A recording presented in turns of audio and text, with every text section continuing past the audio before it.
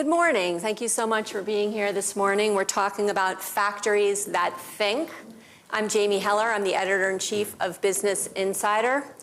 I am here with a terrific panel. Roland Busch, President and Chief Executive Officer of Siemens, Germany. Levent Kakaroglu,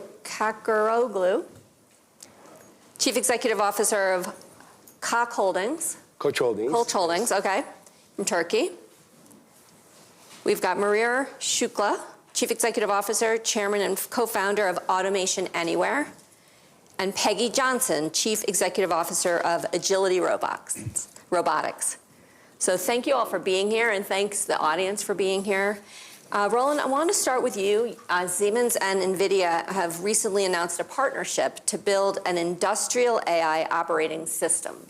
Could you tell us what that is and why it's important? Okay. I try to make it short.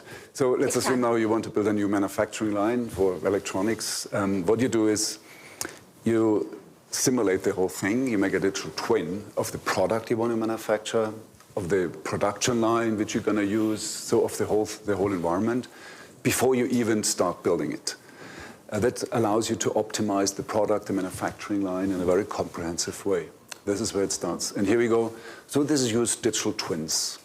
And when we talk digital twins, we talk really physics-based digital twin. So they behave like the real thing. When you heat it, when you run power on it, even when you run software on it, we can simulate how software runs on silicon. So once you have it, then you start sending your excavation machine, you build your plant, and you run it. Output is 25% higher space productivity, 20% less energy cost. You're much faster in ramping up. You don't make mistakes. If you use the digital twin, exactly. You see these things. Then comes, and you want to have this digital twin alive once you are running your production, because it allows you to optimize all the time. If you make a change, if there's something going wrong, you see real time what's happening on the shop floor, because you have a digital twin which is still alive, is feeding by the real-time data, and they can optimize. If a new product comes in, a new component, you know exactly what's happening. So, and for that, you need a technology stack, you need obviously data, you need a very solid software, simulation software, you need an operation software which runs your manufacturing side, and applications which help you operate. This is what we call the operating system, the industrial operating system, AI-based, and you need a lot of technology. This is where we are partnering with NVIDIA. They have Omniverse. They can make a photorealistic view of this whole manufacturing line. So you look at it as if it would be a video, and you can really simulate everything, including, by the way, the people working on the shop floor. So it's not only the machines, but also the people. And that's very powerful. And what we want to do is we want to make this operating system as easy as possible to use for our customers, so they can scale it and use it in a greenfield application, that's what I explained, or brownfield. If you start, you don't have to start from nowhere, you can start at any point in time. So the operating system is going to be a product that you're going to sell to your customers? It's more, if you consider a technology stack as a product, yes it is. So a product means that it's not, you cannot plug and play it for each and every application. You really have to adapt it to your individual needs, obviously. It makes a difference whether you manufacture a car, you're on a semiconductor plant, or you make a yogurt or a pharmaceuticals. It works in all cases, but you need obviously specialities, they differ. But the principle that I explained is always the same. Whether you build a product or whether you simulate a molecule which finally runs in a drug manufacturing plant, the whole model is the same. Got it. Okay, I want to come back to this, but first I want to introduce one more participant, the Minister of Foreign Trade of the UAE, Thani Ahmed Al-Zahoudi. Thank you. Thank you for being here. Let's get right into it. We're talking about digital twins and AI systems. Oh, you're still waiting or thing? Okay. So, Mihir, can you just bring us up to speed on the digital twins? Like, they've been around, but they're getting better. How important are they? What's exciting about them? So you're absolutely correct. The digital twins have been around, but the technology has exponentially improved and the computing power has exponentially improved. One of the unique advantage manufacturing has is that they have been collecting data from every machine and every system a lot longer than many other industries. So there's an enormous amount of information. Feeding all of those information with new, more powerful models allow you to create what Roland was talking about, a digital twin that exhibits all the characteristics of the physical system. And with the power of AI agents, this is not, I'm going to expand the theme from not factories that think, but they think, they connect and act, right? It is proactive. Because let's say digital twins tell you that there is going to be a problem in manufacturing. You can proactively act on it. It has implications on your inventory. It has implications on your shipping planning. And so can it alert everybody and do countermeasures across the because that's where the costs are, right? So how can it proactively operate with AI agents can instantly react and bring that resilience across an entire supply chain and operations. And factories are at the heart of it, right? And so if you catch something there, you can make everything better. Well, then you have factories, you have plants all over the world. What we're hearing, how real is it right now, or how much of it is something that's looking to the future? We are operating with quite diverse businesses. And digitalization is a group-wide imperative for us. We scale what works across home appliances, automotive, and oil refining. Currently, we are operating with 6 WEF-recognized lighthouses. In addition to value creation in terms of quality, productivity, efficiency, and sustainability, these factories are engines for us to transfer already proven capabilities. In that respect, what we have been talking about are the ones that we have already applied and benefited from. Take digital twins. Digital twins are emerging as productivity and flexibility engines. In the world that we are operating, we have to be operating in real, live data and decision tools. In that respect, in manufacturing, digital twin technology enables us to increase productivity and flexibility. At our car manufacturing plant, the productivity increased by 70%, and overall equipment efficiency increased by 13%. In oil refining, by using digital twins and integrating yield, energy, and blending decisions together, we have been able to increase the capacity utilization. In supply chain and supply chain management, combining planning and financial decisions, we have been able to increase the forecasting accuracy up to 95%. Oh. So it is real, it is working. It's happening now. It's happening now. Are you ready to go? Minister, how impactful is this for global markets and global trade? Is it still just a regional phenomenon, or what are you seeing? First of all, the digitalizations and the digital twinning, as we've been saying, is coming along. And it's coming not only in factories, but it comes on all value chain of the productions lines, from the extractions to the manufacturing, to the logistics, to the distributions, including the customs clearances, etc. We at the UAE, we have a very interesting experience because we've been historically investing heavily on logistics and our global network. We're connected to 250 ports around the world, and we're continuing growing this network because it's critical. Now, what we did back home in logistics, we start transforming all of our operations in the customs and ports to be digital. The clearances for the majority of the consignments happens before they arrive. The payments or the deposits, returns, it's an immediate action. They don't need to wait for days. The clearances used to take a few days. Now it's just a matter of a few minutes and they're done, etc. After the sophistication that we have done internally, now we're taking this experience globally, and wherever we manage, we do that. And we associate most of the industrial zones close to the ports where we manage, because that is going to make things much faster and movements of the commodities that we produce there. Now, what we have done in the factories or the manufacturers sector in the country, 8 years ago, we start having dedicated technology aspects within the Ministry of Manufacturing.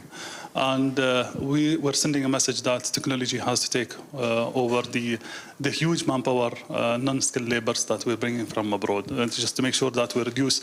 It's not anymore about the wages, it's about digitalization, it's about improving the efficiency of how we're running the operation. How we have done it, it's transformative. We're applying it, we're deploying technology, and we're moving forward. Some of the examples in oil and gas. Oil and gas, for sure, you produce something which is far away, kilometer at least below the ground. So the simulation assisted us in improving the efficiency of the productions, producing the right wells, and controlling the pressure of the wells. Now, moving forward, we're applying the AI. The AI tells us where to produce, etc. We don't need anymore the simulation engineers to tell us where. The AI is giving us, and we have already built that sophisticated system. Now we went even to the operation. We start applying the technology, the robotics, and the sites where we used to have a shutdown for 3 to 6 months. Now, by robotics, we're just applying it while doing the operation. He's doing the robot is doing the surveillances, give us the situation, and apply it without having the shutdown that used to take months. Now it's just a matter of a couple of days and the operation is back. Moving forward as well to some of the heavy industry, aluminium, for example, we start applying the AI in smelting refineries, and that is improving the efficiency, the production, etc. So for sure, the twin and digitalizations have a huge impact. It's just a matter of the will that you want to do it, and you have to do it because it is coming, and with the challenges and geoeconomics that is facing the world, without digitalization, we'll not be able to reduce the consequences of those measures. Okay, so you need the will, and Peggy, I want to get you in here because you have a humanoid robot named Digit. Yes. And robotics has been around a long time. It's just starting to make some major breakthroughs, but it's hard, right? I mean, it sounds really good, but can you talk about some of the challenges of doing this safely? And Sure. So humanoid robots are highly complex. They're a little bit like EV vehicles. They have to take in a lot of data. They have to process it quickly. They have to make decisions, which is why we're just starting to see them. Clearly, AI has helped supercharge it a bit, but you still need a dynamically stable, big device that can add value to a factory. So it's been slow in coming, but I would say that one of the turnarounds recently with humanoids is that they can operate in unstructured environments. Many robotics are unstructured? Unstructured, That's the most recent development. Yeah, and what I mean by that is they can step into places that are built for humans and do human work. It's largely material handling now, moving bins and boxes and things like that, item manipulation. But that's in contrast to sort of fixed robotics, maybe conveyor belts or single arm things. Those are obviously very functional and produce a lot of output. But in a humanoid, you can have something that has a lot of operational efficiency because it can do one job in the morning and something else in the afternoon. And it can go where humans go. It can go down narrow aisles. The world is built for humans, and so it can reach up high, it can go down to the floor, and that puts it in a category different from some other robotics, which are really meant to be static and in one place and do one job very well. So now that they can operate in these unstructured environments, and with the advent of AI, we can kind of supercharge the training of robots and get them out there and to do more and more things. And as their capabilities grow, they'll start to move beyond enterprise and eventually into our homes. But you mentioned safety. That's a factor. They have to meet a very high safety bar to go from a factory into our homes. Because right now in factories, they're mostly in like cells, right? In like Correct, yes. They are meant today, all humanoids have to operate inside of a work cell. And you might see videos and demos and, making coffee and doing backflips and things, but when you actually put them to work, they're automated machinery, and they're 200 pounds. They can lift 25 kilograms or 50 pounds. Like, these things are powerful. So they must stay inside of a work cell, away from humans. And the bar that you have to meet to get outside of the work cell is called being functionally safe. So you want to be able to be in close proximity with humans, but to do that, you have to not harm the humans when you get close to them. So it has to sense that, my robot has to sense it's approaching a human, and as it gets closer and closer, the radius gets smaller, it'll bring itself down to the ground, and it'll keep carrying its payload. It has to do all that balancing. When the human passes by, it'll stand up again and move on its way. We'll have one of those by the end of this year, a functionally safe robot. So then it can run around the factory. Just to support that, what you are talking about is the caged robots. Mm-hmm. Typically when you see a manufacturing line for cars, the welding robots caged, and they do a repetitive task as precise as possible. And they do it extremely fast, but it's always the same. It's always the same, just welding the same parts over and over again. This environment is completely different. So you don't need really too much sensing. Security is defined by the cage. In that case, it's a completely different environment. The input tokens are sensors, different environment, and robots act accordingly. That works only with AI technologies. Correct, yeah. And that's what you're talking about, and it starts really in logistics, where you see a lot of handling stuff, but that moves more and more into different areas of manufacturing. And the problem we're trying to solve is some of the jobs that people don't want to do is... There's a couple things. One is it's very hard to hire for these manual jobs. They're dull and dirty, and they're dangerous at times because you're lifting over and over again, very repetitive. It's kind of mind-numbing work. Typically, people turn over within a year. Very quickly, they're moving along. But the injuries are also another thing. We have an aging workforce. A lot of young kids don't want to go into environments like this. So the older employees are also getting hurt more. They've been doing this manual work for longer. There's high costs there. And so those two things are really driving the need for humanoids, because it's so hard to find humans to step into these roles. And really, humans shouldn't, lift things over and over again and hurt their knees and backs. There's other jobs, there's higher order value that humans can offer versus just moving, item manipulation and moving boxes. Minister, I want to come back to you. You said there's so much potential if you have the will. What do you mean? Is it money? Is it political will? Is it public sentiment open to this?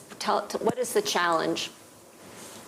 See, the most important thing is the issue, the challenge, and you work toward it.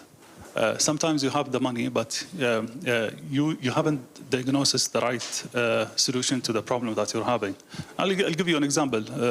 As a nation, we welcome everyone, and we are attracting the talents. And one of the challenge that we have, we're heavily dependent on the non-skilled laborers for the constructions, which is exactly what my colleague was talking about. It's becoming aging. It's too difficult to attract new young people to start working on the constructions. And robotics is the main solutions. Are we going to stop there? Absolutely no. The construction is part of the developments of the nation, and we're going to have we're having the largest development projects in the region. So we're heavily investing in robotics factories to ensure that it does this job, instead of continuing bringing or looking for such laborers. Finance is critical for sure. But many countries are having the finance, but they don't have the right solutions or the right diagnosis to sort out the issues. What we have done in the country, we came up with a very holistic approach when it comes to robotics and AI, starting with the government appointments, the policy developments, capacity buildings. But the main game changer that we have done is the R&D investments, which is usually a very costly matter. And many stakeholders are avoiding that because they say someone else will do it, I'll just copy paste it. But when it comes to AI, it's too late. And digitalization, technology, it's too late to wait someone else to do it because you're going to be out of the game. Well, can you just hire Siemens? We're working with them. But you have to start working on R&D because you ensure to customize things to your own ecosystem, your own environments, your own conditions, etc.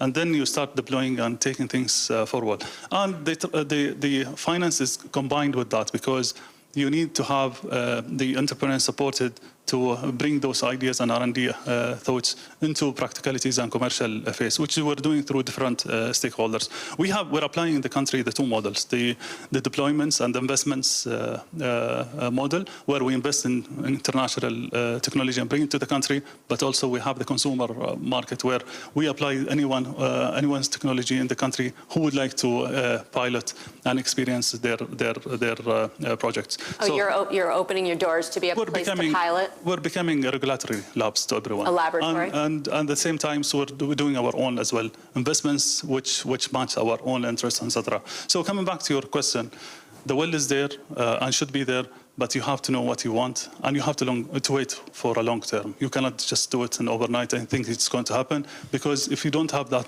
patience and consistency, you will not be able to achieve whatever you want to do. Levin, your company, how much are you doing your own investments, your own development versus working with partners and other providers?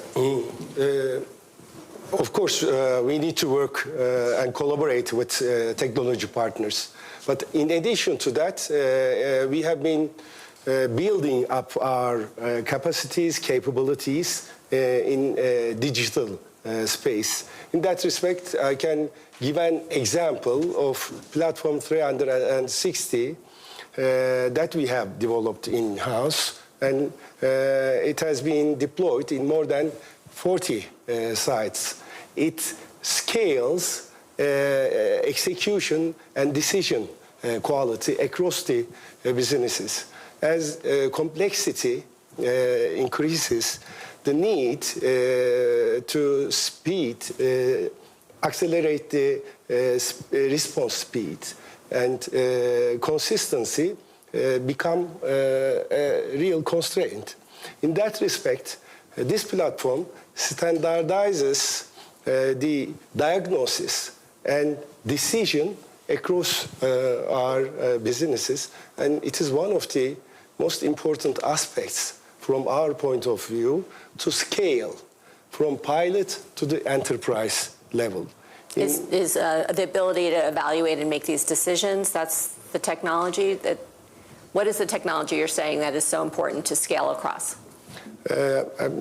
We have been deploying artificial intelligence, machine learning, IoT, all the digital twins technologies that we have talked about. But it's important to have a single architecture to utilize what we have as a digital capacity across the businesses.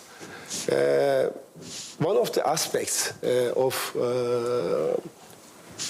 intelligent factories is to be able to scale what is achieved in pilot studies.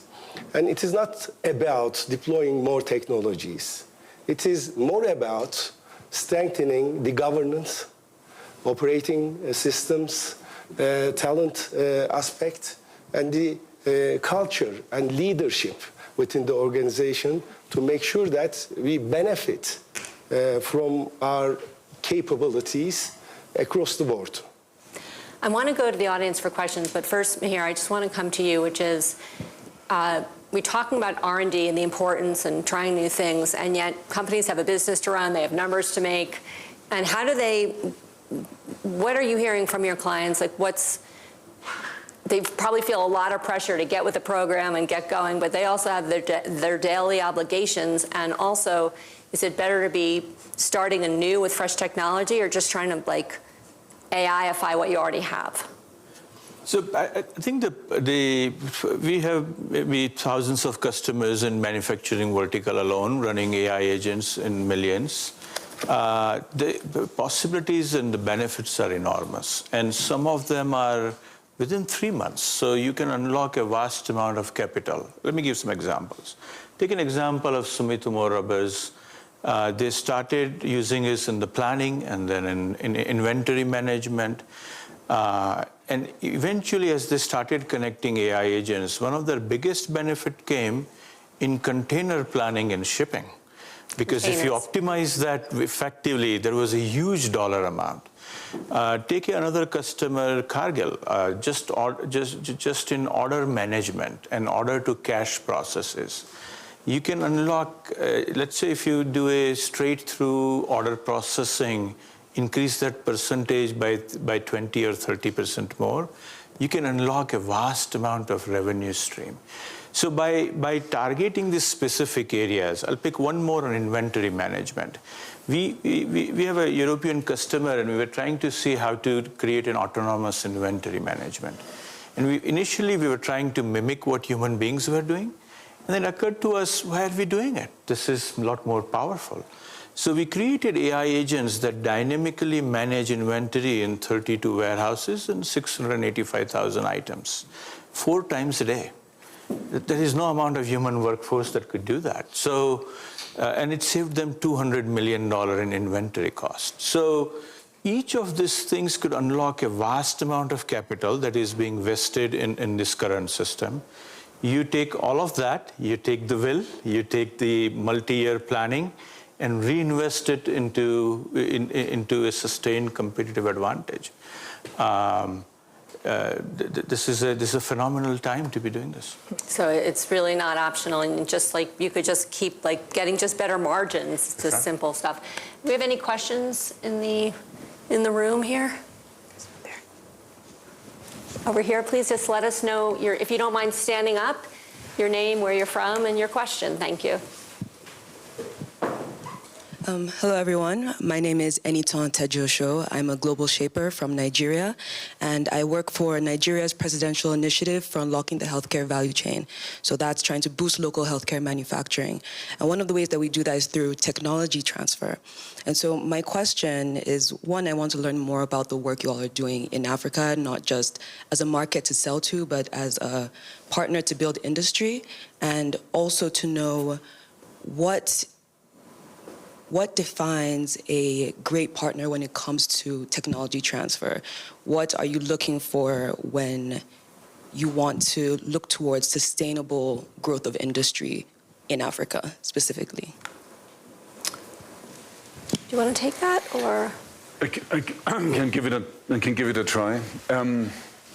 Maybe I give one example, and what we are doing in Africa, big time is, and it starts in Northern Africa, in Egypt. Here we have the largest project actually Siemens ever did in the history, which is about 2,000 kilometers of railway lines.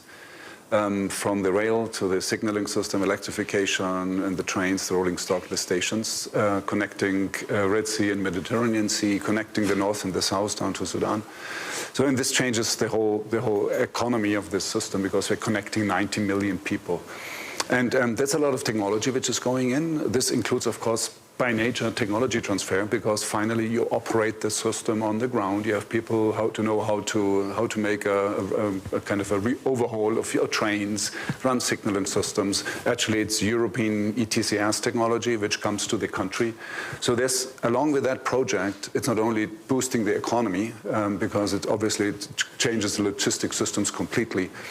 The way how you connect people, including obviously call it tourist line, which is connecting Hurghada and Luxor, but it really brings technology to the people. We do that, by the way, in training people.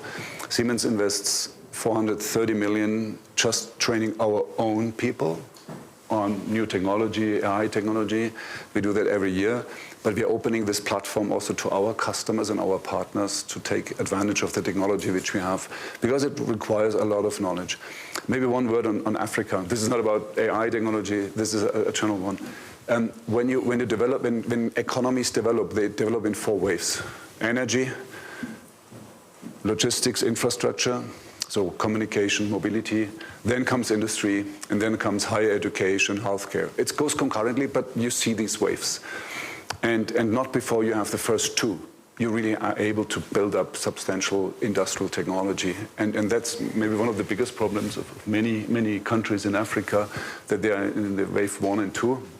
Egypt is moving straight forward to obviously the next one. So, and then last point here, the advantages now, what I encourage is, if you're anyhow building that up now in that world we are living in, just try to leapfrog and use AI technologies all the way from the beginning. It's much easier if you do that right away from the beginning, rather than have a brown field where you start migrating. That's right. Keep it short, it's a long story. And you mentioned talent and training. One of the things we were able to do is give free licenses and capabilities to the region. And in one particular case, we trained 700 women. And the great part is that they don't have to unlearn, and they can, and this technology that is so natural to learn, that it doesn't take 4-year degree to learn them, right? So there is an instant mobility, and out of that 700 women, 525 found a job in first week. This is remarkable, right? And this is agentic AI jobs. So I think there are multiple dimensions to it, but talent is very important. We have operations in Egypt and in South Africa, factories, and in addition to the products with the highest energy and water efficiency, we also transfer the capabilities that I have mentioned here to those factories as well. Those definitely create value in the countries that we operate in, and that includes investment in our talent in order to make sure that the technologies are being actively used and further developed by our colleagues. Maybe out of intelligent factories, I can give an example which is close to my heart. Our colleagues have developed a refrigerator which is powered by solar. It is quite vital in rural areas where the access to electricity is very limited. And a refrigerator powered by solar. Great. You better have an open roof. If you allow me to jump in here, because South Africa, Egypt are more well-structured when it comes to investments, but we start as well as a nation investing in those LDCs within Africa. But it's not, the answers will not be only applied to Africa, but everywhere. There are a few things which any partnerships has to take in consideration. The long term, there's no disturbance on these investments. That's a critical matter. Second one is energy, which you mentioned. You have to ensure that there is enough supply of energy to power those manufacturers, technology supply areas, etc. Third one, availability of land. Sometimes lands are not owned by governments, owned by people. So it's going to be very challenging to have access to the land to do those factories. Sorry, access land accessibility. Mm-hmm. And the fourth one, logistics, which is even if you do the investments, you have to ensure that there is connectivity between wherever you are to the ports or to the closest area. Fifth one, which is as well, I see it as an important one, and to guarantee at least the movements of the project is the off-taker. Is it going to be the government guaranteeing that or the private sector? And the last one is the availability of talent, which is an issue nowadays because everyone is trying to pull the talents when it comes to technology to their part. So it's an ecosystem. You cannot just take one part of it and keep the others. If you don't have all of them, you don't move on. And some of the countries outside Africa as well, they have the land, and they gave us the accessibility to power, but the logistics is nightmare. So you cannot move on that. So even if you have the main ones, you have to look at the whole thing, because otherwise the visibility of the projects will not be there. Yeah. It's a lot of challenges. Great question. Thank you so much. Do we have another question in the room? And behind you as well. Thank you so much. Please stand up. Yeah, say your name. Hi, I'm Dipali Goenka from India, and I lead a home textile manufacturing company, which is one of the largest in the world. And I manufacture for 60 countries across the world. My supply chain is very complex. It starts from the farmer to spinning to weaving to processing to cut and sew. My question to the panel here is, when do you start looking at digital twin, and do you look at it in a holistic perspective? Because I deploy 20,000 people. I've actually put in, data, where machines can speak to one another. How do you use it, and how do you look at using digital twin? And when you talk about, business, you're talking about return on capital employed as well.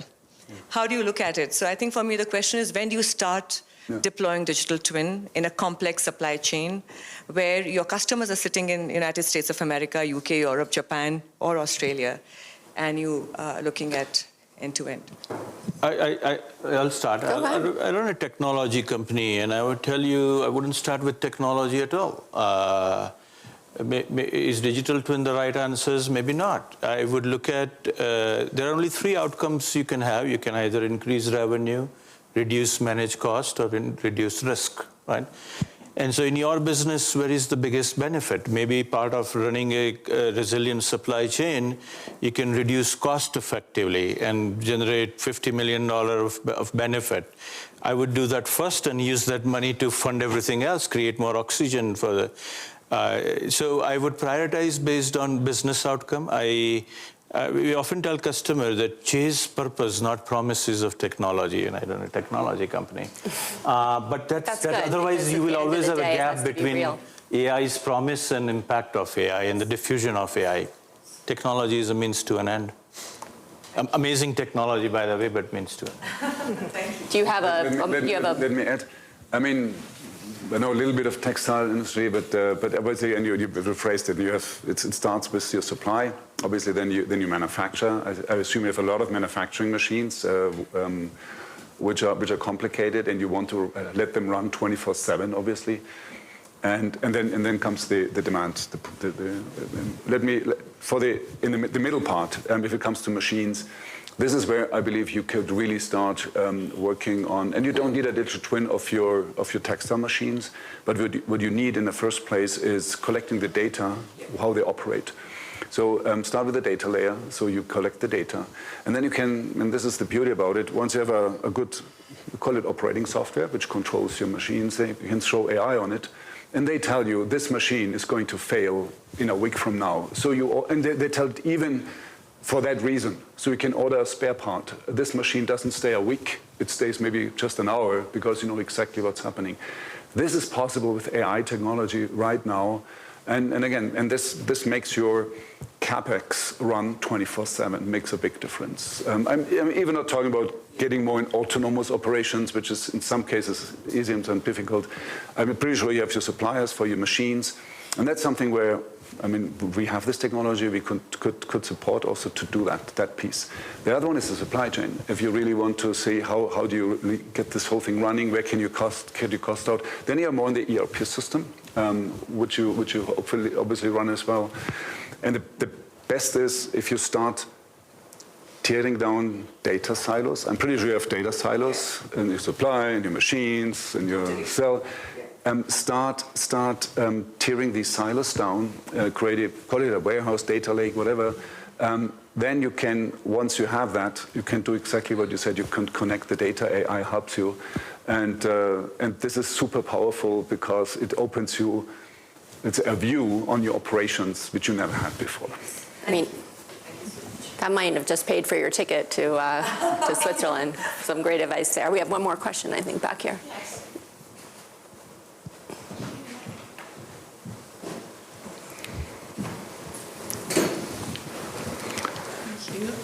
My name is Giulia. I'm also a global shaper from Italy this time. Good. I work in human-robot collaboration at the Italian Institute of Technology. My question is technologies are fundamental, bringing them to the factories, but I think that increases their exposition to cybersecurity risks. So just imagine if malware stops production. That's a great damage, right? So I was wondering, how are you addressing this problem, if you are?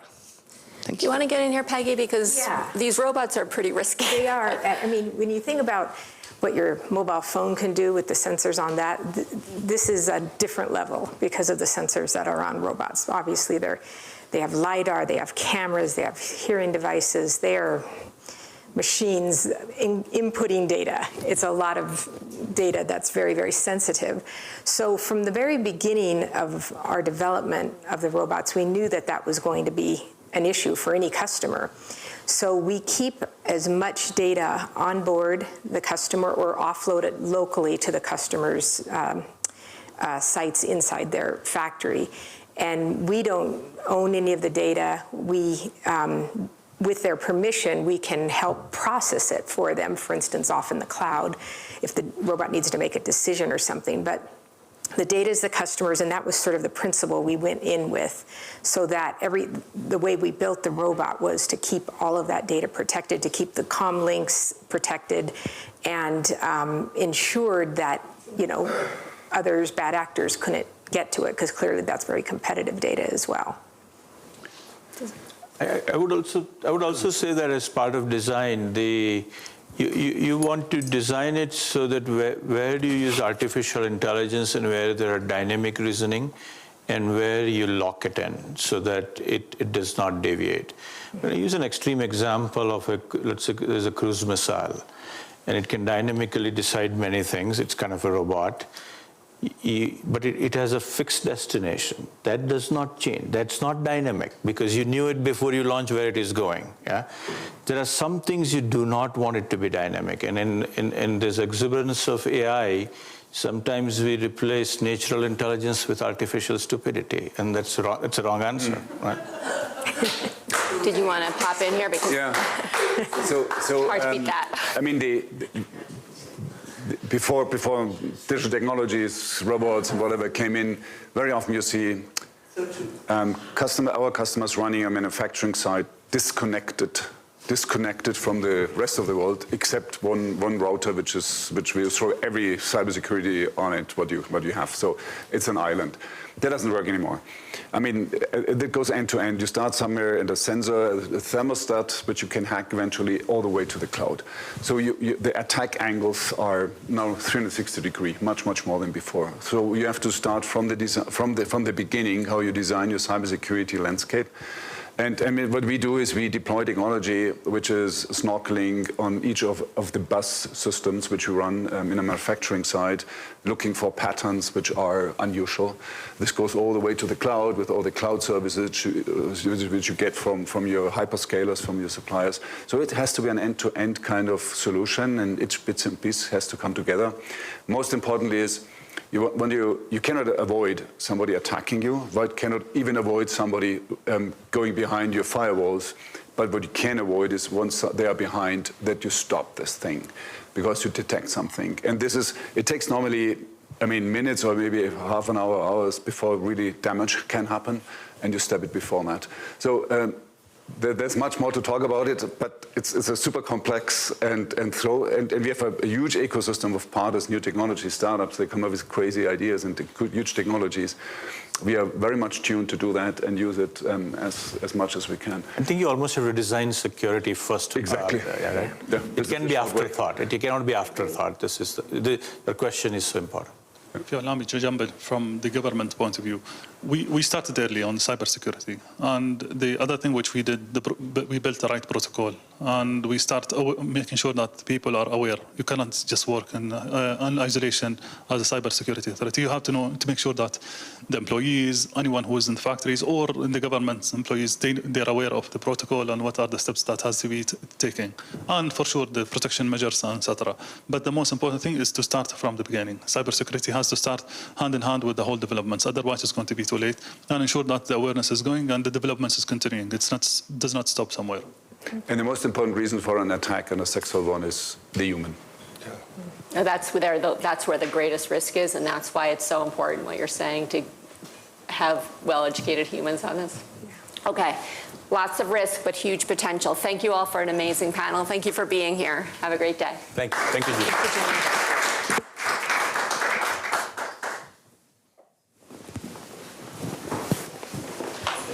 It was great. Thank you all so much.